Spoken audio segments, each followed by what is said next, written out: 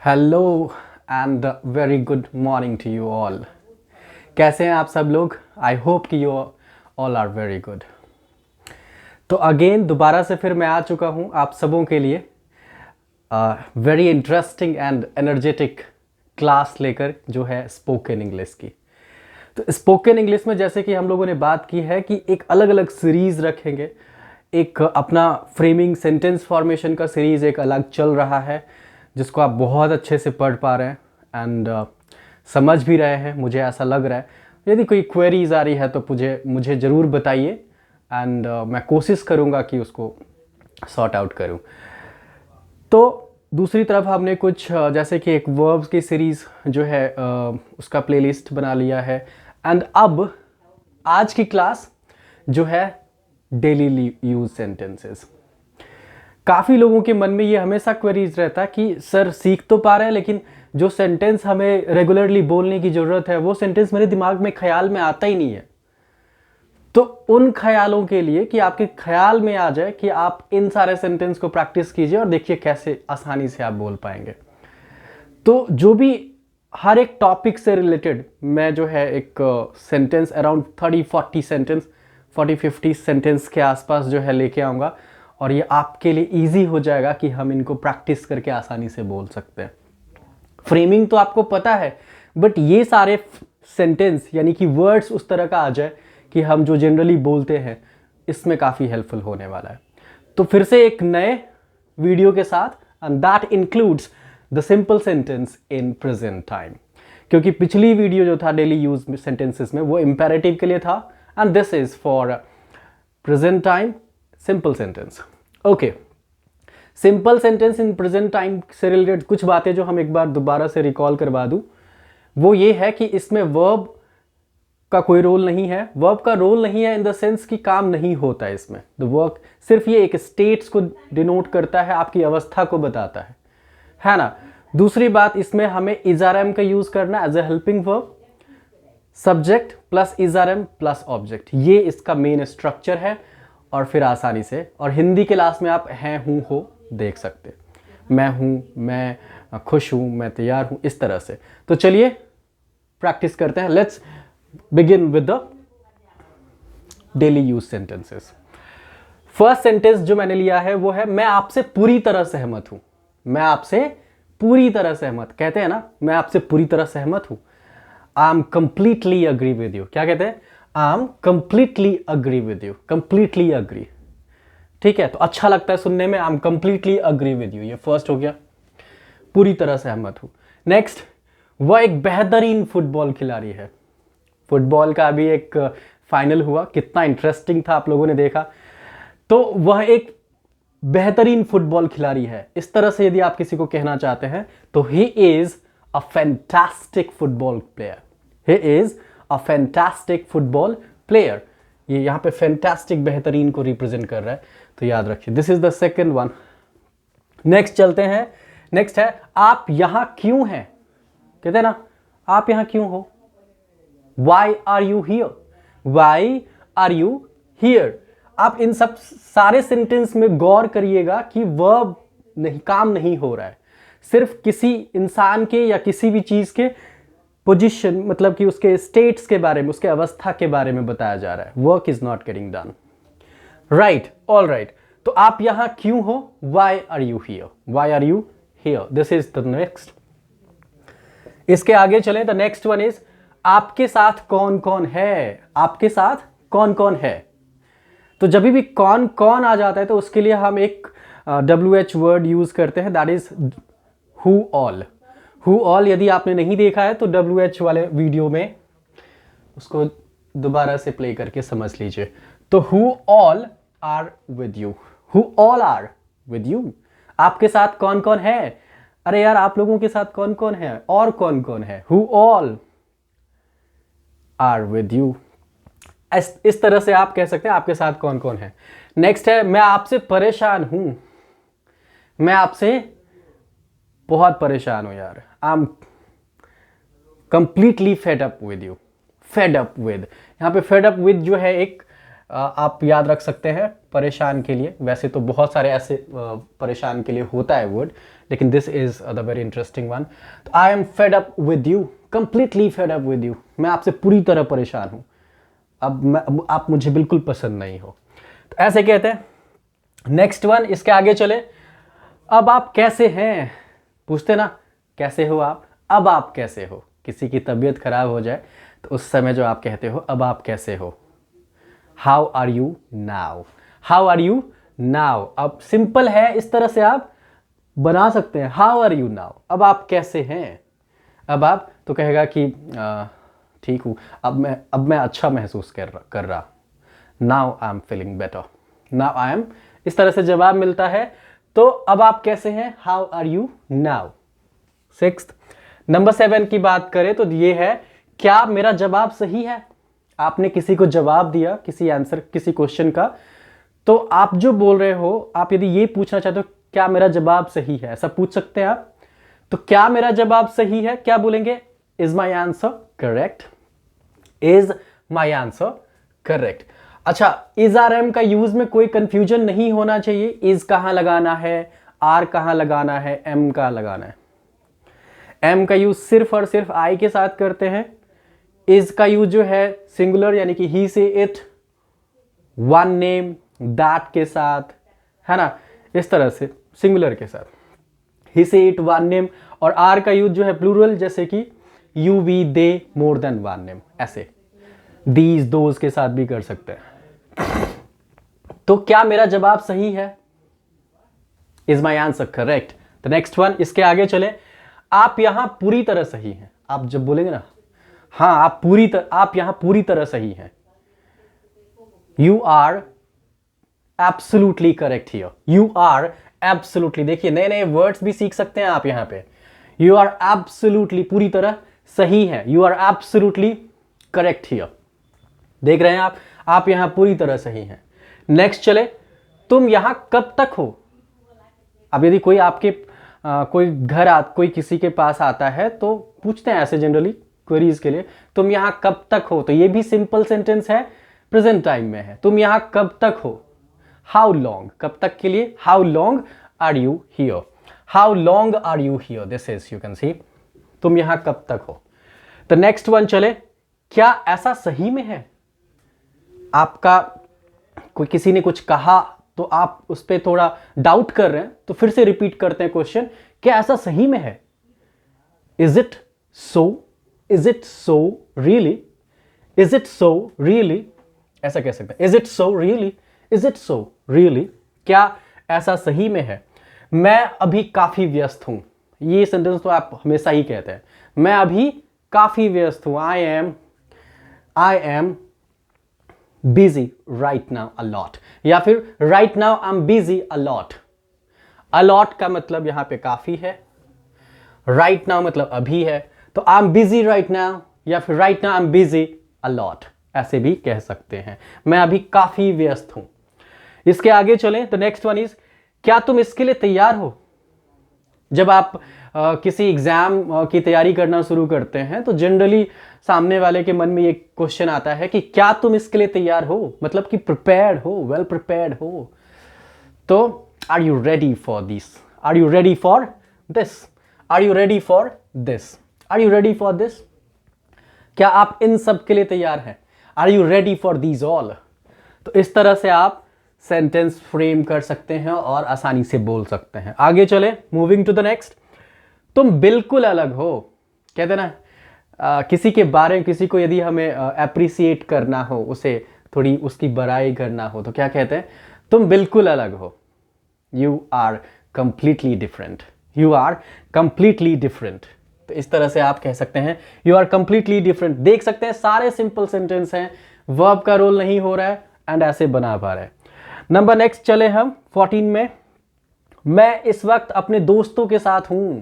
आपसे कोई पूछ ले तुम कहां हो, तुम इस वक्त कहां हो, तो मैं इस वक्त अपने दोस्तों के साथ हूं, मैं इस वक्त अपने दोस्तों के साथ हूं। क्या कहेंगे, right now I am with my friends, right now I am with my friends, right now I am with my friends. तुम इस वक्त कहां हो, तुम इस वक्त कहाँ हो, उसके लिए क्या कहेंगे, where are you right now, where are you right now. आगे चले नंबर 15, अमेरिका की राजधानी क्या है। अच्छा देखिए, नेपाल जो है भारत के नज़दीक है, अमेरिका की भारत की राजधानी दिल्ली है, अमेरिका की राजधानी क्या है, इस तरह के सेंटेंस भी इसी में आता है। तो ये गाय के 4 पाँव है, इंसान खुश है, तो मतलब यदि मन में इस तरह के क्वेश्चंस आते हैं ना, या सेंटेंस फ्रेम आते हैं, तो वो भी सिंपल सेंटेंस ही है जिसमें वर्ब नहीं है। तो अमेरिका की राजधानी क्या है, what is the capital of America, what is the capital of, what is the capital of America, ऐसे कह सकते हैं। आगे चले, नेक्स्ट है मैं उसका भाई हूं, ये भी तो आता है। वो कौन है, वो कौन है, यदि कोई पूछ ले तो कहेंगे आप मैं उसका भाई हूं, I am his brother, I am his brother, I am his brother, या फिर वो मेरा भाई है, हिज माई ब्रदर, तो ऐसे भी बोल सकते हैं। नेक्स्ट है भारत सबसे बड़ी लोकतांत्रिक देश है, कहते हैं ना किसी के बारे में कोई स्टेटमेंट देना हो तो ऐसे सेंटेंस बोलते हैं, भारत एक सबसे बड़ी लोकतांत्रिक देश है। तो India is the largest democratic country, यहां पे लिखना है India is the largest democratic country, ऐसा सबसे बड़ी लोकतांत्रिक देश। तो इस तरह से आप सेंटेंस बना सकते हैं। अभी खत्म नहीं हुआ है, अभी तो हम लोग 17 पे पहुंचे हैं, और भी बहुत सारे सेंटेंस बचे हुए हैं। तो let's move on to the next one. Okay, so let's move on to the next one. Number 18 कह रहा है कि तुम मेरा कौन हो। जब ऐसा है ना कि तुम मेरा कौन हो, तो एक्चुअली में वहां पे सेंस होता है कि वो आपसे किस तरह संबंधित है, ऐसा कहना चाह रहा है। तो यदि तुम मेरा कौन हो कह रहा है, तो वहां पे बनाएंगे how are you related to me, तुम मुझसे कैसे रिलेटेड हो, संबंधित हो। तुम मेरा कौन हो, how are you related to me, ये थोड़ा ध्यान रखने वाली चीज है। तुम मेरा कौन हो, वो आपका कौन है, ऐसे बना सकते हैं। तो how are you related to me, this is the important one. Next चलते हैं, मैं आपसे अभी नाराज हूं, मैं आपसे अभी बहुत नाराज हूं, I am unhappy with you right now, I am unhappy with you right now, मैं आपसे भी नाराज हूं, अनहैप्पी। नेक्स्ट चलते हैं, मैं बहुत बड़ी समस्या में हूं, मैं इस वक्त बहुत बड़ी समस्या में हूं, I am in a big trouble right now, I am in a big trouble right now, इस वक्त। ओके, तो I M in a big trouble, यदि इस वक्त जोड़ दे तो राइट नाउ। क्या आप सुरक्षित हैं, यदि कभी कोई परेशानी आ जाए तो उस वक्त पूछते ना आप, क्या आप सुरक्षित हो, are you safe mister, hello are you safe, तो जवाब मतलब या एब्सोल्युटली सेफ, ऐसे मिलता है। क्या आप सुरक्षित हैं। इसके नेक्स्ट चले, ये सब देखा हुआ है। अच्छा हाँ, ये अब एक नया सेंटेंस, सिंपल सेंटेंस का ही है, बट उसका थोड़ा सा अलग पार्ट कह सकते हैं कि कभी कभी ऐसा होता है कि आप कहते हैं अरे यार ये तो देखा हुआ है, ये तो देखा हुआ है, वो ना वो पिया हुआ है। तो जब हुआ है ऐसा करके आ जाए तो उसमें आपको इज़ारम तो यूज करना है, लेकिन उसमें वर्ब आएगा और वर्ब का थर्ड फॉर्म लगाना है। वर्ब का जो पास्ट पार्टिसिपल वाला फॉर्म है, थर्ड फॉर्म, वो यूज करना है। और बस एक चीज ध्यान रखना है कि वर्ब काम नहीं हो रहा है सेंटेंस में, वो भी एक स्टेट ही है लेकिन उसमें वर्ब की प्रेजेंस है, ये बात ध्यान रखना है। तो क्या है, क्या सॉरी ये सब देखा हुआ है, ये सब देखा हुआ है, तो क्या कहेंगे, these all are seen, these all are seen, these all are seen, ये सब देखा हुआ है। वो अभी जगा हुआ है, वो अभी जगा हुआ है, तो क्या कहेंगे, ही इज अवेक नाउ। याद रखिएगा यहाँ पे जागने का थर्ड फॉर्म नहीं लगाना है, अवोकन नहीं, ये एक एक्सेप्शन यूज कर सकते हैं, यहाँ पे अवेक ही बोलते हैं। He is awake now, this is what we should say, वो अभी जगा हुआ है, he is awake now, right. आगे चले, नेक्स्ट है, ये किताब फटी हुई है, दिस बुक इज टॉर्न, ये किताब फटी हुई है, दिस बुक इज टॉर्न, ठीक है। अब आगे चले, लगता है वो पिया हुआ है, किसी को देख के आप कहते हैं ना, लगता है वो पिया हुआ, it seems that he is drunk, he is drunk, drink का थर्ड फॉर्म जो है यूज कर रहे हैं हम लोग। लगता है वो पिया हुआ है, it seems that he is drunk. यदि आपको इसका स्ट्रक्चर नहीं पता है तो आप इसके वीडियो, मैंने इसके लिए एक अलग से वीडियो बनाया हुआ है के लिए, तो उसको देखिए और समझिए कैसे बनता है। मैं डरा हुआ हूं, मैं डरा हुआ, इसमें ऐड कर दीजिए, मैं डरा हुआ हूं, आई एम स्कैर्ड।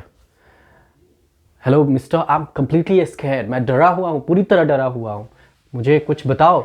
रस्सी टूटी हुई है, द रोप इज ब्रोकन, रस्सी टूटी हुई है, द रोप इज ब्रोकन। इस तरह से आप जवाब दे सकते हैं। आगे चले, वहां पर कुछ रखा हुआ है, कहते हैं ना, अरे वहां पे कुछ रखा हुआ है, something is kept over there, something is kept over there. तो इस तरह से आप कह सकते हैं सेंटेंस को। नेक्स्ट चले, मैं थका हुआ हूं, I am tired, I am tired, मैं थका हुआ हूं। यदि कोई कहता है आई एम टायर्ड, मतलब कि मैं थका हुआ हूं, ऐसा कहना चाहता है वो आपसे, तो आई एम टायर्ड। नेक्स्ट चले, क्या आप अब भी मुझसे नाराज हैं, क्या आप, ये दो बार आप आ गया, क्या आप अब भी मुझसे नाराज हैं, आर यू, क्या आप अब भी मुझसे नाराज हैं। तो are you unhappy with me right now as well, यहां पे एज वेल का मतलब भी है, राइट नाउ अब, ये समझ लीजिएगा। तो are you unhappy with me right now as well, क्या आप अब भी मुझसे नाराज हैं, ऐसा पूछ लेते हैं आप कभी किसी से। यहां तक ठीक है, यहां तक ठीक है, पर आगे का पता नहीं। यहां तक ठीक है, it's okay till here, it's okay till here, it's okay till here, ऐसा कहना चाहे तो आप कहेंगे it's okay till here, but don't know about the future. Okay, यहां तक ठीक है। नेक्स्ट, अब इस तरह के सेंटेंस भी आती है कि लोग कहता है कि दौड़ना एक अच्छी आदत है, ऐसा भी तो कहता है। जब आप ऐसा कहें कि दौड़ना एक अच्छी आदत है, तो उस केस में भी सिंपल सेंटेंस का ही यूज करेंगे, इज आर एम का यूज करेंगे। लेकिन यहां पे जो दौड़ना है ना, वो आगे हम लोग पढ़ेंगे, एक वर्ब की कैटेगरी है जीरंड, उसमें ये आता है रनिंग। तो रनिंग एज अ नाउन का रोल प्ले कर रहा है, वर्ब नहीं है ये, नाउन का रोल प्ले कर रहा है। तो दौड़ना एक अच्छी आदत है, running is a good habit, running is a good habit, right, इस तरह से कह सकते हैं। मुझे चुनौती देना आसान नहीं है, मुझे चुनौती देना आसान नहीं है, it's not easy, it's not easy to challenge me, कह सकते हैं ना आप, it's not easy to challenge me mister, जो भी किसी को भी कहें आप। इस प्रश्न का जवाब देना बहुत कठिन है, ऐसे भी तो बोलते हैं हम लोग, इस प्रश्न का जवाब देना बहुत कठिन है, it's very difficult, it's very difficult to answer this question, it's very difficult to answer this question, इस तरह से बना सकते हैं। और next and the last for today, and that is, क्या ये इतना आसान है, क्या ये इतना आसान है, ऐसा भी तो पूछते हैं हम लोग, क्या ये इतना आसान है, is it that easy, is it that easy, is it that easy.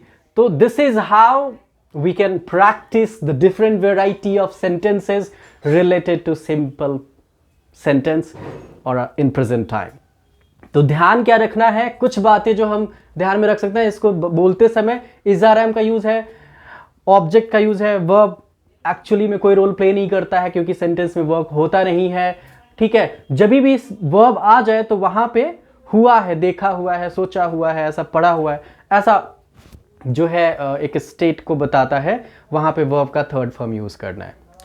तो आई होप कि ये वीडियो जो है आप लोगों को पसंद आया होगा, और यदि पसंद आया तो फिर वही बात मैं रिपीट करूंगा कि सब्सक्राइब करिए, यदि मेरे चैनल पे आप नए हैं तो पुराने वीडियोस को भी देखिए और बने रहिए, ताकि आपको और भी interesting videos related to spoken English मिलता रहे।